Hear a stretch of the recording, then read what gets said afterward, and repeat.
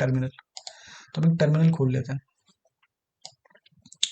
अब देखो रिएक्ट के लिए क्या करना पड़ेगा, आपको पहले नोड जेएस डाउनलोड करना पड़ेगा। ठीक है, अब ये कैसे डाउनलोड करते हैं, आप खुद सर्च करके डाउनलोड कर लोगे तो ज़्यादा बढ़िया है, वीडियो देख लोगे इसके लिए डायरेक्टली तो ज़्यादा बढ़िया रहेगा।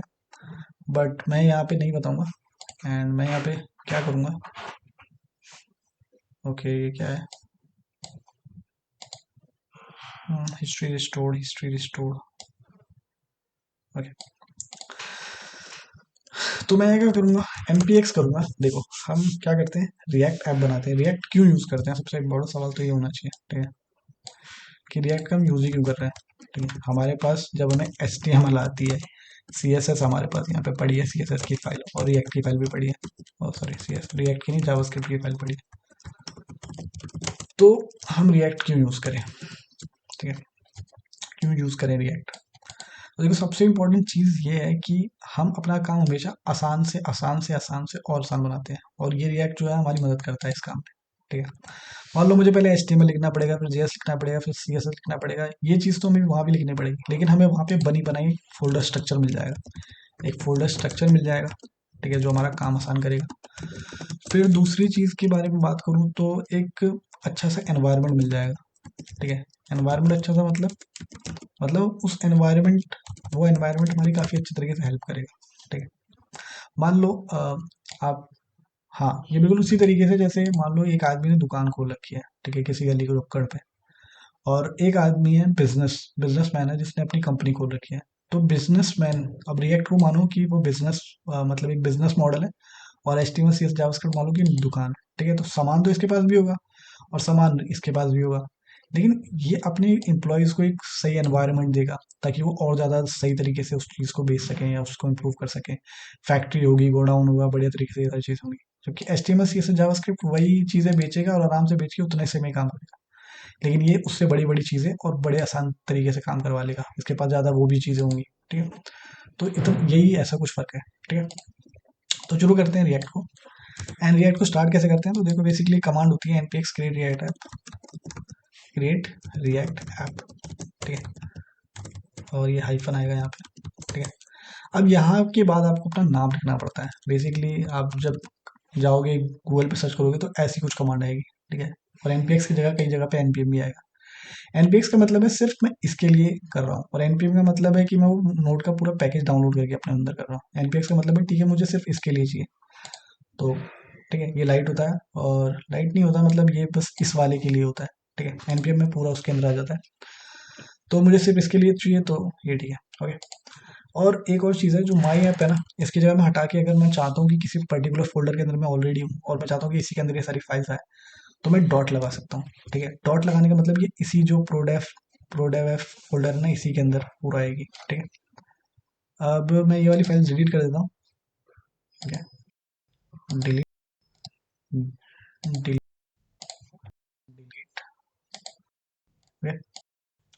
एंड अब हम एंटर दबाएंगे। ठीक है, और नोट जेएस देख लेना कि कैसे डाउनलोड करना है। ठीक है, और क्योंकि नोट जेएस के बगैर नहीं चलेगा ये, कहीं सोचो कि चल जाए, ठीक है, तो नहीं चलेगा।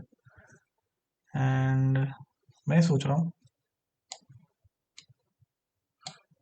ठीक है, हाँ तो चलने लगा। एंड देखो रिएक्ट डॉम स्क्रिप्ट, और इसके अंदर हमारे पास लाइब्रेरी फोल्डर्स होते हैं। चलो इससे बात करते हैं, पैकेज डॉट जेसन क्या होता है। बेसिकली पैकेज डॉट जेसन एक फाइल होती है जिसके अंदर हमारे पास कितनी फाइल्स हैं, क्या क्या डाटा है, क्या सीरी चीज़ है, ये सब का डाटा इसके अंदर होता है। इससे फायदा क्या होता है कि जब भी हम ऑनलाइन किसी भी प्लेटफॉर्म पे डिप्लॉय करते हैं, मतलब कोई वेबसाइट जो होती है वो किसी प्लेटफॉर्म पे डिप्लॉयड होती है, तो वो इसी वाली फाइल की मदद से सारा डाटा डाउनलोड करती है। मतलब जो जो चीज़ें, जैसे ये नोड जेएस की किस सर्वर पे चल रही है, तो वो जो हमारी वर्चुअल मशीन होगी उसके अंदर वो सारी क्या क्या रिक्वायरमेंट्स है, वो सारी चीज़ें इसी फाइल से देख के और वो डाटा डाउनलोड करके और वहाँ पे करती है। ठीक है, एंड बेसिकली बैकएंड में सबसे ज़्यादा वो चीज़ें होती हैं। एंड ठीक है, और यहाँ पे भी पैकेज डॉट जेसन होती है, पैकेज लॉग डॉट जेसन होती है। पैकेज डॉट जेसन में वो मेन मेन जो फाइल्स हैं उनके बारे में जानकारी होती है, और उन मेन फाइल्स की भी जो फाइल्स होती हैं वो पैकेज डॉट लॉग जेसन में उसकी भी जानकारी होती है। क्योंकि कोई भी फाइल अगर एक मिसिंग होगी तो उसके चक्कर में पूरा वेबसाइट नहीं चलेगी, तो इसलिए सारी फाइल्स वगैरह वो होती है। फिर आता है नोड मॉड्यूल्स। नोड मॉड्यूल्स क्या है, नोड मॉड्यूल्स ऐसी चीज़ें जिसे हम गिट पे नहीं डालते और ना ही अपने डिप्लॉयमेंट सर्वर पे डालते हैं। क्यों? क्योंकि नॉट मॉड्यूल्स का ये फायदा है कि इसके अंदर बहुत सारी फाइल्स होती है। इसका खुद का साइज देखते हैं ना, प्रॉपर्टीज ऑप्शन नहीं आ रहा है यहाँ पे, ठीक है। तो अगर मैं यहाँ पे प्रॉपर्टीज ऑप्शन आ रहा नहीं आता है, ठीक है। तो चलो मैं यहाँ पे दिखाता हूँ। मैं एक्चुअली उस फाइल में जाता हूँ and new folder coding and मेरे पास प्रोडक्ट है, ठीक है। तो ये देखो, ये वाले फोल्डर का साइज दिखाता हूँ, शो मोर एंड प्रॉपर्टीज, ठीक है। तो इस फोल्डर का साइज देखो बढ़ता जा रहा है, बढ़ता जा रहा है, और जब ये पूरा हो जाएगा तब देखेंगे। अभी फिलहाल के लिए हो गया क्या? तो देखो 233 MB का साइज है सिर्फ इस नोड मॉड्यूल्स का। और सोचो अगर ये 233 मॉड्यूल ऐसे ऐसे करके अगर साइज हम अपलोड करने लगे उन सब चीज़ों पर, तो कितना ज़्यादा डाटा और कितनी सारी चीज़ें चली जाएंगी, ठीक है। तो ये देखो पैकेज और जेएसपी फाइल में ये सारी फाइल्स हैं जो हमारे पास होती है। ये नाम है बेसिकली, ये वर्जन है, प्राइवेट रो वगैरह, डिपेंडेंसी, ये डिपेंडेंसीज है। जो भी चीज़ हम इसके अंदर इंस्टॉल करेंगे वो डिपेंडेंसीज है। तो ये डिपेंडेंसी डाउनलोड करके जो वर्चुअल मशीन्स होती हैं वो यूज़ करती हैं, जैसे AWS वगैरह, इन सब पे हम जो डाटा डालते हैं वो ये सब का मदद करके इन सब से डाउनलोड करते हैं, वो सारी चीज़ों के हिसाब से वर्चुअल मशीन चलती है, ठीक है। ये स्क्रिप्ट है। स्क्रिप्ट का क्या मतलब होता है? देखो बेसिकली ये बताती है कि हमें अगर बिल्ड करना है तो कौन सी कमांड देनी है, उन तभी से सब आप खुद की भी बना सकते हो, ऐसा नहीं कॉमा डाल के अपना खुद भी बना सकते हो कि मुझे ये चाहिए वो चीज़ चाहिए। ये हम बैकएंड में देख चुके हैं, ठीक है। एंड ब्राउजर लिस्ट डेवलपमेंट, और ये डेवलपमेंट का जो क्रोम वर्जन, फायरफॉक्स वर्जन, ठीक है। readme.md फाइल होती है जिसे आप भी खुद बनाते हो ताकि क्या क्या चीज़ें होने वाली हैं, बट ये लोग खुद भी बना के दे देते हैं।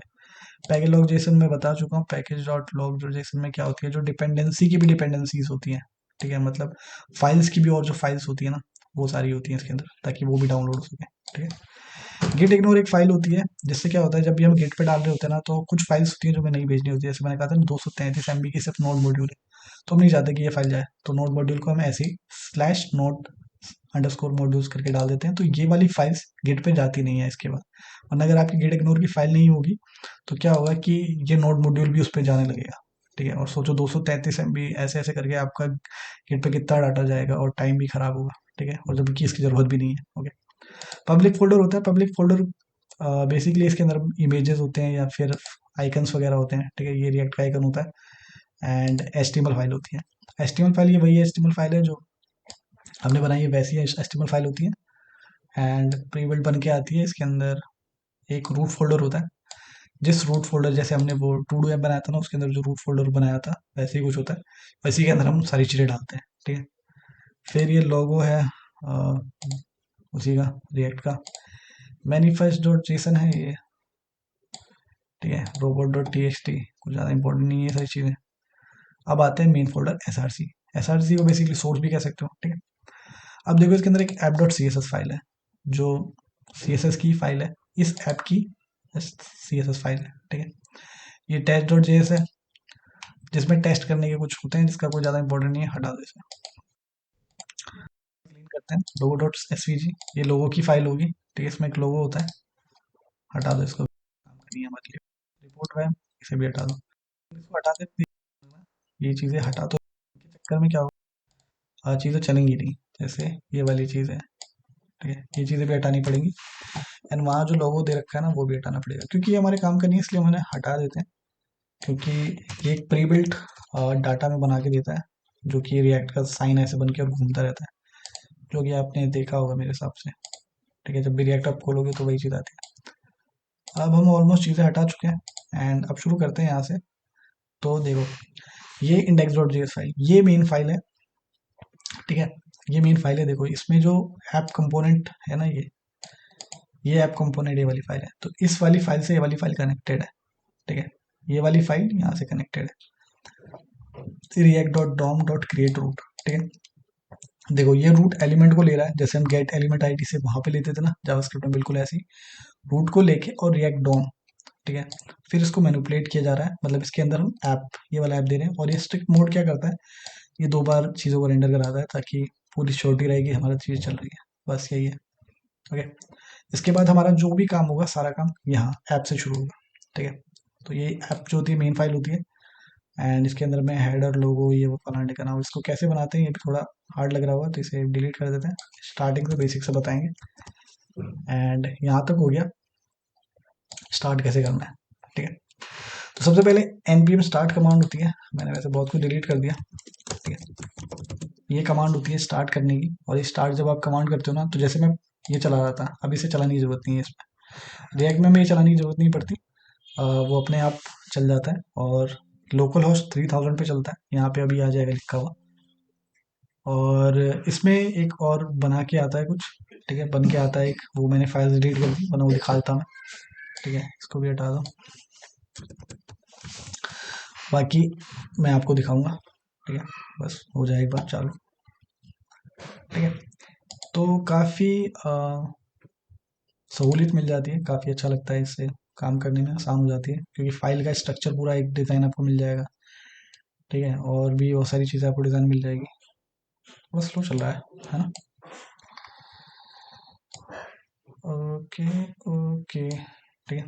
तो देखो यहाँ पे कमांड भी आ जाती है लिखी हुई npm स्टार्ट, और वीट भी होता है। वीट से हम जैसे डिफरेंट डिफरेंट तरह की चीज़ें होती हैं, जैसे रिएक्ट है, ऐसे ही और भी चीज़ें हैं, ठीक है। और रिएक्ट तो बेसिकली लाइब्रेरी है, बट कुछ फ्रेमवर्क्स भी हैं, जैसे नेक्स्ट जेएस है, जो कि रिएक्ट की लाइब्रेरी पे बना और फ्रेमवर्क है, रिएक्ट का ही फ्रेमवर्क है बेसिकली। एंड और भी चीज़ें हैं जैसे व्यू जेएस है, एंड और भी चीज़ें हैं, ऐसी चीज़ें, तो उन सब के लिए वीट एक, इसके लिए भी बेसिकली आप वीट यूज़ कर सकते हो। टाइप स्क्रिप्ट है, बहुत सारी चीज़ें हैं एक्चुअली, एंड ये पता नहीं क्या dependency Babel reset app React app आ रही है, पर येलो वाले एरर से वार्निंग होते हैं, ठीक है, इसको हम बाद में ठीक करेंगे। खुल जाए एक बार तो मैं कुछ चला के दिखा दूँ, ठीक है। तो ये खुल रहा है, यहाँ पे देखो लोड हो रहा होगा, इसको हटा दो, इसको हटाओ, तो ये लोड हो रहा है, एंड जैसे लोड होगा यहाँ पे आ जाएगा, और आप क्लिक करके भी देख सकते हो। तो ये सारी चीज़ें हैं जो पता होनी चाहिए। बाकी शुरू करेंगे रिएक्ट अगले दिन से, एंड इतना तो हो गया। एंड देखो यहाँ पे मेरा सर्वर चल गया है, और मैं यहाँ पे जैसे कंट्रोल प्लस क्लिक कर सकता हूँ, या फिर ये वहाँ पे अपने आप ही चल जाता है, ठीक है। कुछ भी नहीं आ रहा है क्योंकि मैंने सब कुछ डिलीट डिलीट कर दिया है, तो हम कुछ लिख देते हैं। तो बेसिकली देखो सारा काम यहाँ कंपोनेंट में होगा, ठीक है। ये जो फंक्शन होता है ना, ये फंक्शन, ये बिल्कुल वही वाला फंक्शन है, और ये देखो रिटर्न कर रहा है, ठीक है। और इसके अंदर एक डिव एलिमेंट है, अब इस डिव एलिमेंट में मैं जो भी लिखूंगा वो रिटर्न करेगा, तो मैं लिख देता हूँ हेलो वर्ल्ड, ठीक है। हर किसी का प्रोग्राम हेलो वर्ल्ड ही फर्स्ट होता है, ठीक है। सेव करते हैं, and here we have hello world, ठीक है। तो हेलो वर्ल्ड आ गया हमारा, थोड़ा सा साइज वगैरह बड़ा हुआ है इसका, ठीक है। और ये देखो यहाँ पे सी एस एस फाइल है, और इस सी एस एस फाइल में हम चाहें तो टेक्स्ट लाइन सेंटर का रखा है ना, जैसे यहाँ पे मैं इसका साइज भी कर देता हूँ, फ़ॉन्ट साइज, और मुझे चाहिए लार्जर, ठीक है, ताकि थोड़ा बड़ा दिखे यार। पहला प्रोग्राम बनाया हमने पर नहीं दिख रहा है, तो क्या करेंगे, फ़ॉन्ट साइज की वैल्यू दे देंगे 500 पिक्सल, ठीक है। तो 500 पिक्सल वैल्यू देते हैं, एंड ओहो अब आया हेलो वर्ल्ड, अब तो पूरे एक्स में आ भी नहीं रहा है, ठीक है, हेलो वर्ल्ड, ठीक है, अब बढ़िया। तो बेसिकली देखो यही है, ऐप डॉट जेएस में ही सारा काम शुरू होता है। ये फंक्शन ऐप है, इसके अंदर एक रिटर्न है, और रिटर्न के अंदर हमने कंपोनेंट दे रखे हैं, ये बेसिकली जेएसएक्स है, ये जेएसएक्स है, लेकिन ये लग रहा होगा कि हमने तो एचटीएमएल लिखी है। तो एचटीएमएल और जावास्क्रिप्ट की अब मेल जोल को ही जेएसएक्स कहा जाता है, जावास्क्रिप्ट एक्सएमएल नाम रखा है इसका बेसिकली। तो इसमें क्या होता है कि हम एचटीएमएल की चीज़ें लिख सकते हैं, और देखो यहाँ पे क्लास की जगह क्लास नेम लिखा हुआ है, तो इसमें ऑलरेडी क्लास करके एक वो होता है, मतलब रिएक्ट के अंदर क्लास करके एक चीज़ होती है जिसके मदद से हम क्लास कंपोनेंट्स बना सकते हैं। ये जो है ये फंक्शनल कंपोनेंट है, ठीक है, ये पूरा एक फंक्शनल कंपोनेंट होता है। और क्लास कंपोनेंट भी होते हैं ऐसे, जिसमें हम क्या करते हैं, ऐसे क्लास क्लास लेते हैं, फिर एक्सटेंड करते हैं, और फिर ऐसे करके कंपोनेंट बनाते हैं क्लास का, ठीक है। तो ऐसा कुछ क्लास कंपोनेंट भी होता है, वो भी सीखेंगे बाद में, बट अभी के लिए इतना ही ठीक है, कहीं और नर्वस हो जाओ, ठीक है, इतना काफ़ी है।